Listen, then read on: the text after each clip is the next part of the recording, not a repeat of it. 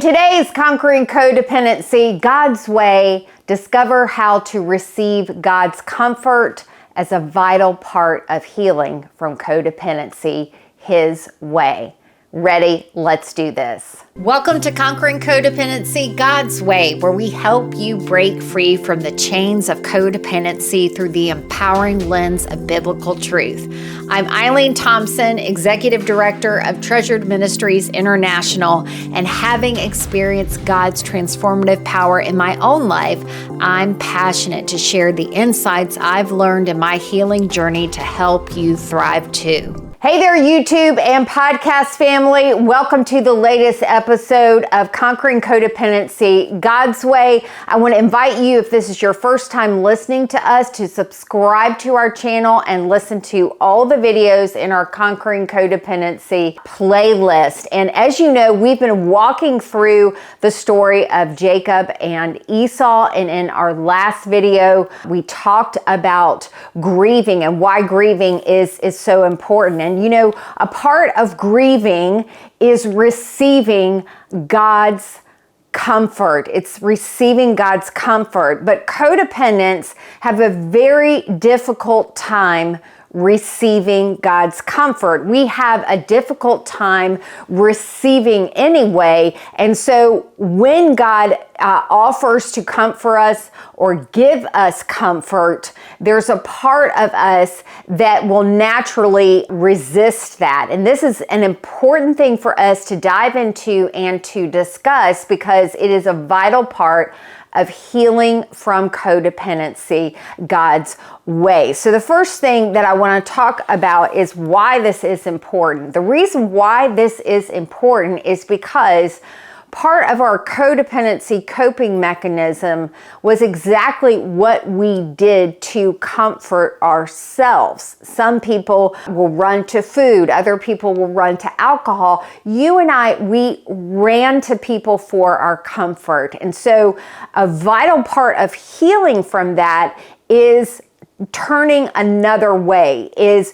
running to God to receive our comfort. And this is a very easy thing for us to say. As codependents, we're really good at giving other people that advice, but taking it for ourselves was a whole nother matter. Think about your prayer life. If you're a codependent, normally you can pray big and bold for other people, but asking God for things for yourself is very difficult, okay? But if you and I are going to run to God for comfort first, we have to be able to receive that comfort. And that takes humility. That takes us allowing ourselves to be weak before the Father. So that's why it's important for you to learn how to receive God's comfort. And the next thing that I want to talk about is that why it is hard for codependents to receive God's comfort. The first thing is guilt. There tends to be with codependents guilt and shame attached to receiving something, whether it is a compliment or receiving a gift or whatever. There tends to be guilt that's associated with that. And so many times, you know, we're so busy, we're worn out with our schedules, that the fact that God calls us to pause and to receive from Him, we agree with it, but when it comes down to our resting and being able to do that, it's hard for us to do because there is false guilt tied to it. The enemy will use that opportunity where we are wanting comfort for ourselves, and he'll call us weak. He will put all kinds of false guilt on us. And the good news about false guilt is that it's never from God and that you don't have to follow it. God wants us to come to Him and to receive His comfort. And so if you are feeling guilt about receiving God's comfort, that is a typical trait of codependency. The next thing is our past rhythms that we operated in, the role that we play. So in the past, in codependency, we were the givers. That is exactly how we wanted to get love, was giving to people. We gave to people, and when we did, we were looking for that reward from them. We were looking to solidify the relationship. We were looking to be valuable to that person. We were looking for praise and appreciation from that person. And so we feel extremely comfortable in the role of giving. That was in our past rhythm. So when God is asking us to be on the receiving end of His comfort, it feels so uncomfortable. And the truth about it is that we are creatures of habit, and we will stay in dysfunction because it feels comfortable to us. Wanting to receive from God, that is a new way of walking inside of our life. And so it's this changing up the role of not being the giver and being the receiver that just seems outside of our comfort zone. And then the last thing is that the world's system of love supported that in us. In other words, the world's love system is about giving to receive. And so our past roles that we had, where we were in the give mode all the time, the fix it mode all the time, and receive a reward from that, the world supports that system. God's agape love is way different. God's agape love is given not based on me. It's just given based on who God is. It flows out of His nature. So it has nothing to do with me. And I'm going to tell you right now, we were talking about grieving last week, and a part of grieving is receiving God's comfort. And we need to, when we experience devastating loss in our life, when we have blown it, when we're the ones that have made a mistake, that is the time that we need to be running to God for comfort and not running away from God for comfort. In Hebrews chapter 6, and this is such a beautiful passage, but the Bible talks about how that Jesus had to suffer here on earth. He had to suffer here on earth when He was here. He went through many things, and a part of that was all about the cross and salvation. But another part of that, Hebrews 6 tells us, is that it qualified Him to be our priest. And the reason why it did is because Jesus understands. When you are going through something that is difficult, He is not going to come to you and say, get your act together, right? He is not going to look down on your weakness. Now, you may look down on yourself when you feel weak or in your weakness, but that is not the Father's heart for you. And so retraining ourselves to go to God is a powerful thing. And here's the kicker. The more that we go to God and ask for His comfort in our weakness, when we've blown it, when we've lost something, when we are grieving, the more that we go to God and ask Him for comfort, the more that we will experience His comfort, right? We'll receive it because we've asked for it. And then as we receive it, you and I will have this new experience inside of our life that will be more powerful than running to people for comfort. When we go to God, we will experience His comfort, and that experience will build our faith and our confidence in running to God for comfort first. In order for us to have confidence, especially after we've lost it, after we've blown it, when we experience a devastation inside of a relationship, or even when you and I are in healthy relationship, for the relationship to be healthy, God needs to be our go-to for comfort. And so I want to give you today 3 practical things that you can do inside of your life to begin to receive that that comfort from God. And I'm going to be teaching you today out of Genesis 28. We've been walking through the story of Jacob and Esau. I'll leave the links in the description of the first parts of this series. But basically, in our last part, Jacob had tricked Esau out of his father's spoken blessing, and Esau is now pissed off. And Rebekah tells Jacob, you better get out of here, you better flee, because Esau is on the revenge path, and for your safety, you need to get out of here. And so Jacob flees. And so Jacob finds himself away from his family. He realizes that he's blown it. He's away from his mom that kind of just really loved on him. And so it opens up that he's at Bethel and he has a dream. And the beautiful thing about this dream is how God comforts him. And I want us to look inside of this passage for you and I to get that confidence to run to God for comfort, even when we've messed it up. Even when you are in a healthy, solid relationship, right? We can put unfair load or weight on somebody if we're looking for them to be our God. All right, so Genesis 28, verse 10, meanwhile, Jacob left Beersheba and traveled toward Haran. At sundown, he arrived at a good place to set up camp and stopped there for the night.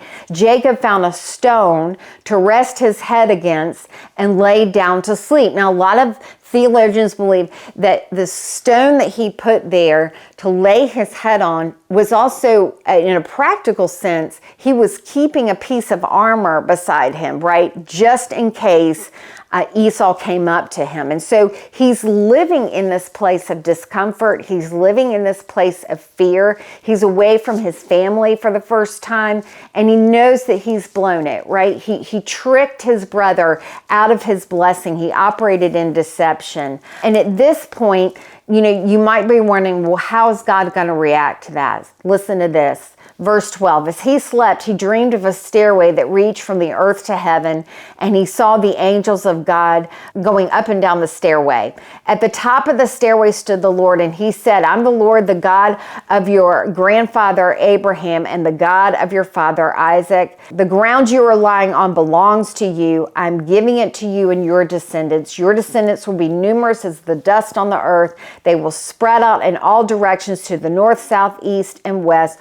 All the families will be blessed through you and your descendants. And so this is so beautiful. So God comes to Jacob after he has blown it to build his confidence with his comfort by reminding him about covenant. So the first thing that I want you to see is that God gives Jacob a vision. And the vision that God gives Jacob is this gateway to heaven. There's a stairway going up and down. And in John 1:51, Jesus says this, very truly, I tell you, you will see heaven open up and the angels of God ascending and descending on it like the Son of Man. Now, just like I talked about how Jesus is our great high priest, Jesus has opened up the door for us into heaven, that you and I, when we are daughters of the King, that anytime we can come boldly before the throne and say, God, I could really use some comfort today. And I want to be honest with you. I'm mourning a relationship right now, and I'm grieving it, and it is really, really hard. What is getting me through it is by coming to God and saying, God, I could really use your comfort today. I really, really need your encouragement. Now, in the past, what I would say is, well, I don't need them anyway, or they weren't any good to me. I didn't need them anyway. And you know what? Maybe it wasn't healthy, and maybe I didn't need them. But essentially what I was saying was, I don't need comfort. I don't need love. And nothing could be further from the truth. God has given you that desire so that you will find it in Him. And denying it and getting mad at other people, even though you may have a right to, I'm not saying that, I'm a big believer in boundaries. So he wasn't doing a thing, and he received God's comfort. And so covenant can give us confidence to receive God's comfort because we know that we have this access to the Father. Jesus has opened up that gateway for us. The other thing about covenant is that because of Christ, that we are grafted into this awesome everlasting covenant. And so the next thing that God does for Jacob is he reminds him of his identity in the covenant, where he comes to him and he says, I'm the Lord, the God of your grandfather Abraham, the God of your father Isaac. And then he goes on and he repeats the covenant that God gave to Abraham. And, you know, when you understand covenant, that is when you will have confidence, because you will understand that the promises that God gives us, it is based off of what Jesus Christ has done for us. And so we can stand on the Word of God and operate in that and find those promises. And one of those promises is that God is close to the brokenhearted, and that if we ask Him for anything, that we will receive it. And God is so good to give us His comfort. And so you can take God at His word.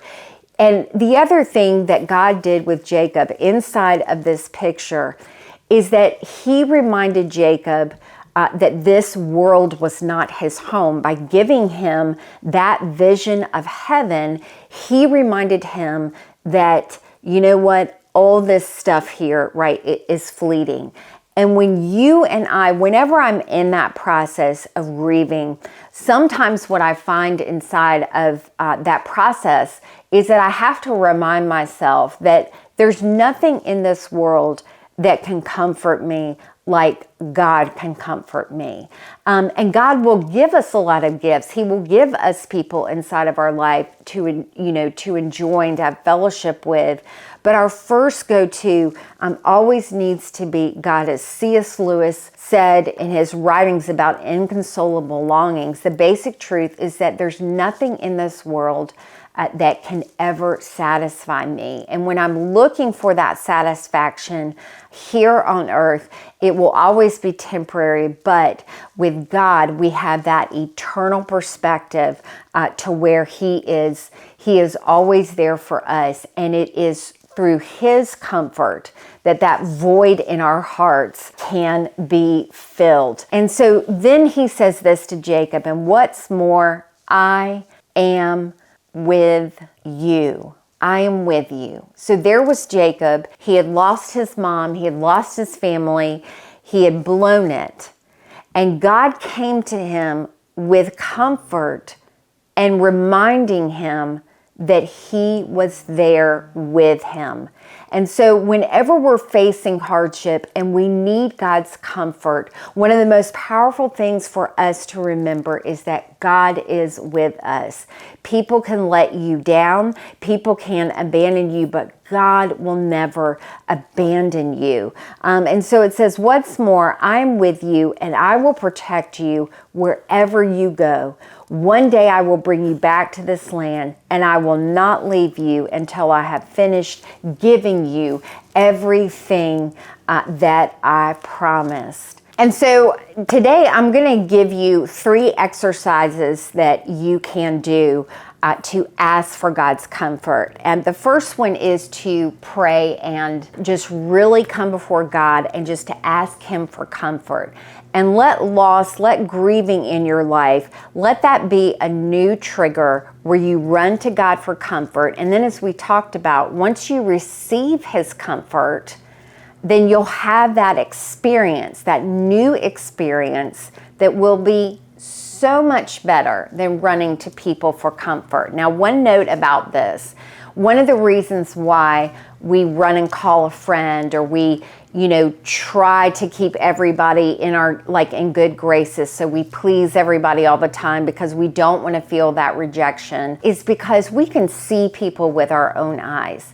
And so it's quick for me to pick up the phone and call a friend. It's a quick source of comfort, right, that we would run to. Sometimes it was instantaneous, right? And so the transition of you not picking up the phone first and going to God and asking for prayer, that's a huge shift that will take practice. If you'll remember that grief can now become a positive trigger if you take that grief and you bring it towards God to receive His comfort. But you'll find over time that God is so faithful to comfort us when we ask Him to bring us comfort. Another thing that you can do to receive God's comfort is to process your feelings with Him by writing a letter. And one of the things that I do is sometimes I will write, if I'm grieving a person or grieving a situation, I will write a letter to that person. And maybe the situation wasn't healthy, maybe it was imperfect, but there's something that happens about processing this and writing a letter to say goodbye to that person that helps you put perspective on things. As a codependent, one of the big shifts that I had to learn was how my expectations on people were oftentimes too high. And when we write a letter and we say goodbye, it's essentially saying, I'm not going to be looking to find my peace, my paradise, my perfection inside of this world anymore. And this is not a letter that you would send. It's just a way for you to process where you need to say goodbye to somebody. And in that saying goodbye, in that writing the letter, what we're doing is we're acknowledging that that person, that situation wasn't God to begin with. And as we write that letter, there's just something that happens. It's like we're processing, we're putting words around our experience so that we can begin to say goodbye and turn ourselves to God, the source of all comfort. And the last thing that you can do about receiving God's comfort, and this is actually a really fun exercise to do, is to ask God to give you a visual reminder. Now, inside of this passage, God comes to Jacob and He gives him that stairway to heaven. And I know that that picture stayed with Jacob for the rest of his life, right? That stairway to heaven. And God is so good to give us those visual reminders. And God came to Abraham and said, look up at the sky. That's how many descendants you are going to have. And so He gave him that visual reminder. And I think it's so awesome for us to go to God and to say, God, can you give me a visual reminder of your comfort? Because I really need to be comforted today. And I mean, He may let a bird fly that is your favorite bird, or out of the blue you could get a text from a friend, or something will happen inside of your life where you know that it's God. I have a friend, and rainbows are her visual reminder, right, of God's faithfulness. And she had an experience where she saw a rainbow, and so every time she sees a rainbow now, whether it's in the sky or I don't know, just in a picture that she sees or whatever, it reminds her of God's faithfulness. And so I want to encourage you to do that. And God is faithful. He's the same yesterday, today, and tomorrow. And He will be faithful to comfort you with words, to comfort you by helping you process the pain of what you've gone through as you write your letter, and to give you that visual reminder of His faithfulness. Just a love footprint right from the Father to you. So start your practice of turning to God and asking for His comfort, and begin a new experience of, in your discomfort, receiving God's comfort instead of running to people. And watch how this comfort is healing and everlasting. It brings confidence so that you can walk in freedom, one beautiful, bold, brave step of faith at a time. Thanks so much for listening in, and I'll see you next time. Be sure to pass on this video and ask your friends to subscribe.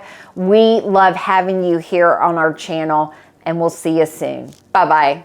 Conquer Codependency God's Way is brought to you by Treasured Ministries. As a 100% listener-supported ministry, we invite you to stand with us to help keep this message of hope and healing going, to help every woman live in freedom as God intended. Visit treasuredministries.com to learn more, donate, and partner with us today.